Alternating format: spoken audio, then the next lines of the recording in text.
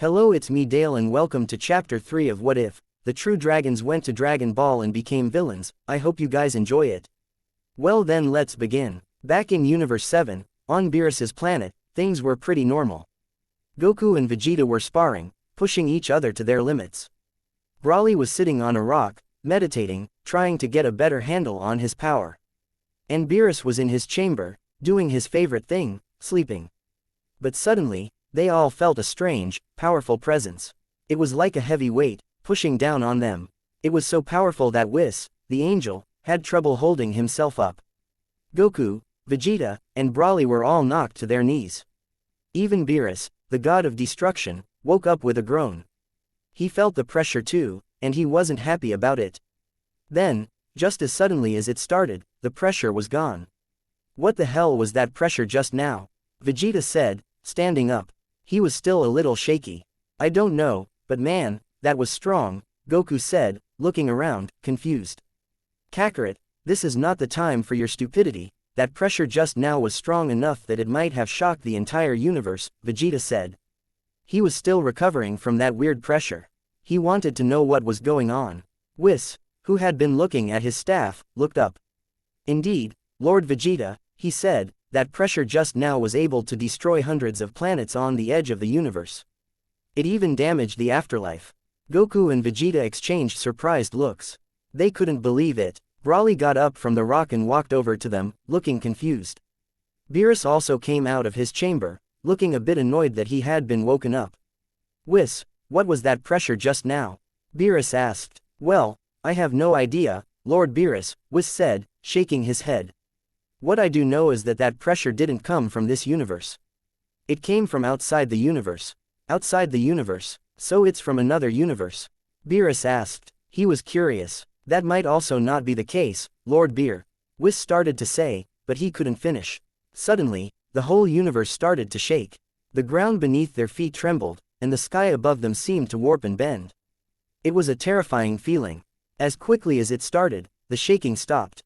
Whis looked down at his staff, his expression serious. Oh, my, he said, his voice low. Everyone looked at Whis. Whis, what is going on? Beerus asked. He didn't like where this was going. So he wanted to know what was happening. Well, it looks like all 12 universes merged into one single universe, Whis said, his voice calm but serious. Goku, Vegeta, Broly, and Beerus all looked at each other in shock. They couldn't believe it. All 12 universes? Beerus asked, shaking his head. He had trouble believing what he had heard. He thought about who could have done such a thing. He could only think of 3 beings in the whole existence that could do that: Super Shenron, the Grand Priest, and Zeno. If they did this, what could be the reason? Or who wished Super Shenron to do this? He was confused. Meanwhile, in Zeno's palace, the Grand Priest was still thinking about what the masked man had said. Gift. What gift was he talking about? He wondered. He couldn't imagine what kind of gift he was talking about. It can't be that he merged the 12 universes into one. That can't be it. So, what does he mean by gift? He had a feeling that he was missing something. He felt a change in the universe. He could barely sense it, but something had changed. He realized that the heavenly law that prevented angels from interfering with mortals had vanished. He was shocked. He suddenly understood what the masked man had meant by a gift. The Grand Priest was speechless. He had existed for a very long time. He knew the laws of the universe. And he had never heard of anyone who could rewrite the laws of reality on such a grand scale. He himself had the power to rewrite some laws, but not on this level. The power of that masked man was truly terrifying. The Grand Priest went to find the 2 Zenos. They were sitting in their usual spot, playing with their toys, but they seemed a little quieter, more serious than usual. They weren't their usual playful selves. I think we should use it when they get here, one Zeno said. Yes, we should, the other Zeno agreed. The Grand Priest was confused. Lord Zeno, may I know what you both are talking about? He asked. He wasn't sure what they were talking about. The 2 Zenos looked up at him. We are talking about our true forms, one of them said. The Grand Priest's eyes widened. He had never heard that he had a true form before. Zeno had always been, well, Zeno. He had never thought of him as having a different form. True form? He asked, his voice filled with surprise. He knew that the 2 Zenos were extremely powerful. They could destroy universes with just a thought. But what was this true form? And what would happen if they used it? Yes, true form, one Xeno said, her voice a little shaky. I think we will need it to fight off those beings. She sounded worried, like a child who had lost her favorite toy. Yes, the other Xeno agreed. In that form, we become conceptual beings with strength that is so strong, we can destroy an entire world. The Grand Priest was confused. But Lord Xeno, can't you already destroy an entire universe? Isn't a world way too small? He asked. He didn't understand what Xeno was talking about. We weren't talking about those worlds that can be seen in a universe, Xeno said, her voice a little impatient. We are talking about the world. The Grand Priest was still confused. He couldn't see the difference between a world and a world. It all seemed the same to him. The two Xenos started to explain, in their simple, childish way. They said that worlds were structures that were superior to universes. They were like giant containers, with infinite parallel universes inside, each one acting independently. Each parallel universe had its own laws, its own dimensions, its own space-time and timelines. The Grand Priest was amazed. He had no idea that such things existed. He was so used to thinking about the universe, but now he was learning about something much bigger, something that he couldn't even imagine. So, does that mean that this entire reality of ours is just a parallel universe inside a world? He asked. Xeno nodded. Yes, it is. The Grand Priest was speechless. He had so much to learn. He never knew how much he didn't know about the existence. Isn't the heavenly law of the angels just destroyed? One of the Xenos asked. The Grand Priest was surprised. He had been so focused on the idea of worlds that he had completely forgotten about that. Yes, Lord Xeno, he said.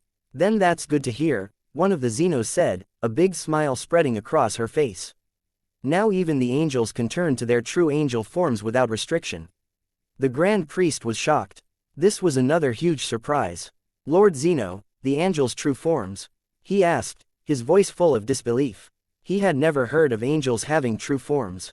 He was the oldest and most powerful angel in the universe. He knew everything about angels. Or at least, he thought he did. Yes, one of the Xenos said. He seemed very pleased with himself. The heavenly law was actually also a restriction for angels to use their strongest form.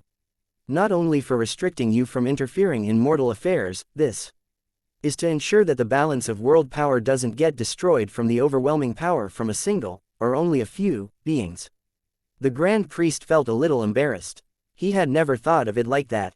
He had always thought of the heavenly law as a simple rule. But now he realized that it was much more complex than that. It was designed to keep the universe balanced. He realized how much he had underestimated Lord Xeno. He seemed like a little kid, playing with her toys, but he actually knew more about the universe than anyone else. He was starting to understand that the universe was a much more complicated place than he had ever imagined. He decided to call his children together. He knew that they had already noticed that the 12 universes had merged.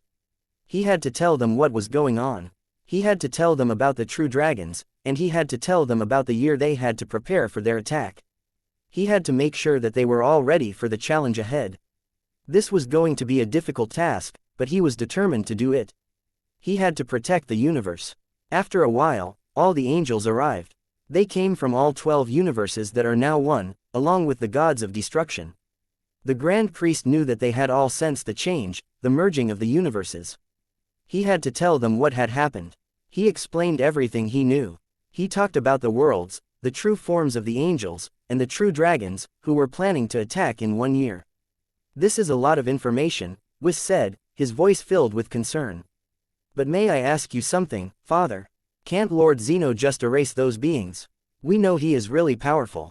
He can erase anything. Everyone agreed. They all knew about Xeno's power. His eraser was supposed to be unstoppable.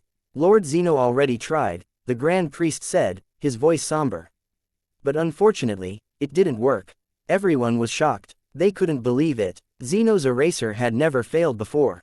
It was the most powerful ability in the universe. What could be so strong that it could withstand Xeno's eraser? They had no idea. The Grand Priest looked around at all the angels and the gods of destruction. He knew they were all scared. They didn't know what to do.